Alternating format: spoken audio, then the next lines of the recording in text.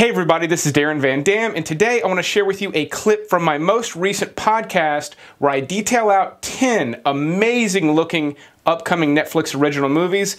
Movies from directors like Paul Greengrass, who did Captain Phillips and the Jason Bourne movies. The director of Green Room has one. The director of The Raid. The director of Hell or High Water. They all have Netflix original movies coming out. If you like it, give it a thumbs up. Go check out the podcast. I think you'll really dig what I'm doing over there.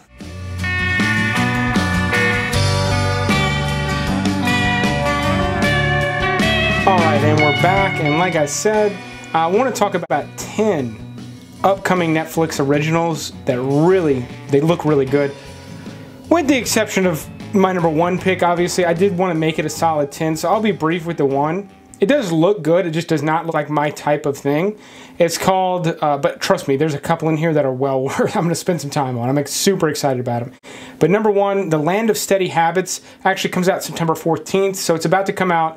It stars Ben Mendelsohn, who I really like. But the reason I'm even the least bit interested in this movie is because Mendelsohn always plays a bad guy, and he plays a bad guy so well. He was the main bad guy in Rogue One. What was he most recently? Ready Player One. Those are his biggest performances, but you know, he was the antagonist or the catalyst maybe in The Place Beyond the Pines. I mean, I could go on. He really is one of the better actors working today. Luckily, he gets a ton of work. I think he does great. He's a really great scumbag, but he's actually playing like a decent kind of guy. I mean, he in this movie, he appears to be playing a guy who had a high-paying job in finance and sort of decides to walk away from that. Downgrades his life, leaves his wife, he's in search for like something more. Really kind of almost reminds me of Kevin Spacey in American Beauty, but maybe not as edgy, which is partly why I'm probably not that interested in this movie. It looks like it's going to be a little bit more of a like life lesson kind of a thing. But I like Mendelsohn, and it'll be interesting to see him play this like more like sort of what might be a likable character. So that's the reason it makes the list at all, but I'll move on. The Angel is directed by Ariel Norman, who directed The Iceman with Michael Shannon about the real story about the hitman. That movie was really cool. He's got a movie. It also says September 14th. I'm going to kind of be surprised if Netflix doesn't shift some of these at the last minute. So don't hold me to these dates, but The Angel is a really good-looking spy flick based on a true story about an Israeli special informant. It just looks like a good little espionage flick. I'm really excited to see it. I think it is going to be a solid Netflix original, possibly even somewhat in the vein of like their show Narcos, which that's kind of been the big complaint about Netflix originals, is that they put out these amazing shows and then their movies are not up to the same level. I think they're getting ready to turn that around. The Angel might be a clear indicator that that's going to happen, but then just a week or two later, it's 2 weeks, I don't know why I said a week or two. 2 weeks later, September 28th, Hold the Dark, which is one of my most anticipated movies of the year, only because Jeremy Saulnier directed it. He directed Blue Ruin and Green Room, which are two of my favorite thrillers to have come out in the last couple of years. I absolutely love everything about both of those movies. And in this one, Hold the Dark, looks like he's upping the ante. It's about this mother's child gets dragged away by wolves, and this is it's either in present day or it's like maybe 10 years ago or something, but it's present day, and she hires a man played by Jeffrey Wright, who I like him, but he's usually like second fiddle. He's the lead in this one. He's a kind of a grizzly, older guy, and she hires him to hunt the wolves down, possibly recover the body, but at least like hunt the wolves down, kill them, so that she has like done something by the time her husband comes back from the war. Her husband is played by Alexander Skarsgård. It looks really dark. It looks really intense. And from what I could tell in the trailer, there is more to the story than what I just described. What I just described is the setup, and then it goes down a rabbit hole. So I'm super excited to see that one. Can't believe we're going to get to watch it directly on Netflix, but that's just coming out in a few weeks, and like nobody knows about it. I can't tell you for sure that it's going to be good, but this is a safe bet. I think this is the one. Nope, this is the one I'm second most excited about. The one I'm most excited about is the next one that comes out October 12th. It's called Apostle. There's no trailer for it yet. There should be soon, like in the next week or two. They should start running something for it. But it's directed by Garreth Evans, which is why I'm the most excited for it. If you don't know who Garreth Evans is, he is the director of The Raid and The Raid 2. The Raid is a great movie. I love everything about it. But The Raid 2 is one of the best action movies to have come out this century. As far as just all-out action movies go, The Raid 2 might be in my top 10. And yes, I'm putting it up there with movies like Terminator 2, Mad Max Fury Road. Like, that is how good The Raid 2 is. He did this movie called Apostle. I'm losing my place. It stars Dan Stevens. I don't know if Dan Stevens is playing someone in the cult or if he's the main character, but it's about a man who goes to rescue his sister who was abducted by a religious cult. There's one image out for it that tells you nothing. I know no more than what I just shared with you, but the fact that Garreth Evans' next movie is going to be a Netflix original on October 12th, and just the synopsis sounds cool, too, to know that the guy that did The Raid 2 is doing a movie like that. Guaranteed, I say guaranteed, there's probably going to be some fighting, some shooting, some just violence in that one. I'm excited to see that one. I might get less excited when a trailer drops, but until that happens, this is my #1 pick off of this list. And then, this is going to be confusing, but on October 19th, there's a movie called 22 July that comes out. It's directed by Paul Greengrass. Now, Greengrass is famous for directing the Jason Bourne movies, Captain Phillips. He does a very good job of recreating real life. I know the Bourne movies are not real life, but he did a great job with that with Phillips, and he did a couple other movies. I want to say he did the United 93 movie as well. I could be wrong about that. But 22 July is about, it takes place in Scandinavia, and it's about the worst terrorist attack they ever had. I believe 77 people were killed during this event.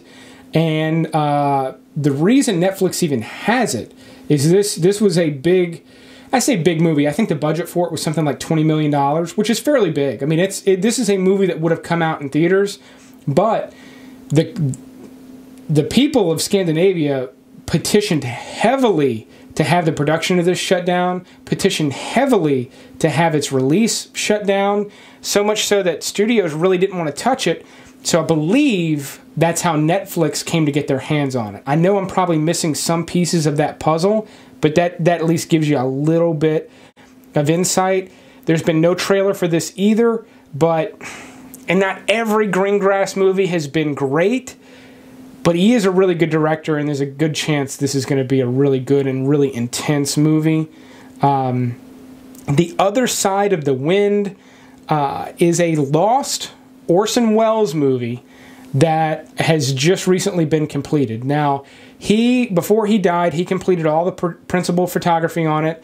It was basically, the filming was done, the editing had maybe started, but the editing was nowhere near finished. It had since been finished, and Netflix somehow or other came across the rights to distribute it. So that's going to come out. That's really going to be a movie lover's movie. That's going to be someone that really, really loves filmmaking, that just has to see this lost relic. I'm kind of anticipating it's probably not going to be very good. Wells, as brilliant as he is and as important of a filmmaker as he is,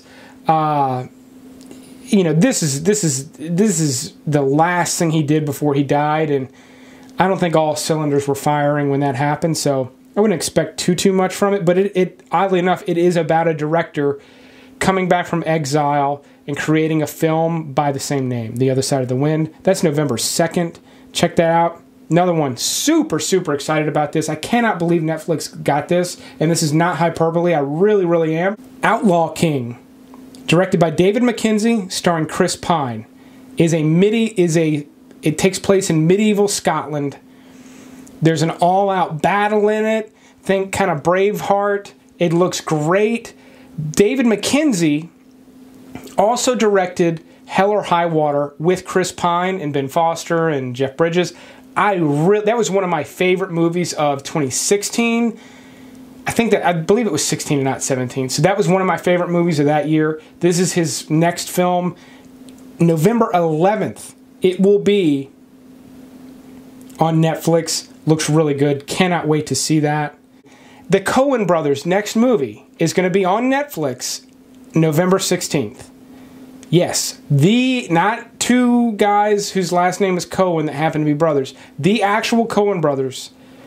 Their next movie is a Western anthology called The Ballad of Buster Scruggs. It stars Liam Neeson, James Franco, Tom Waits, and a bunch of their regulars.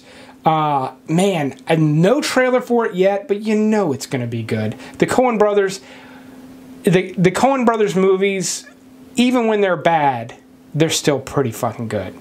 You know, not all of them are masterpieces, but even if it's not that good, it's still going to be one of the best Netflix original movies. I can't believe they've got these projects.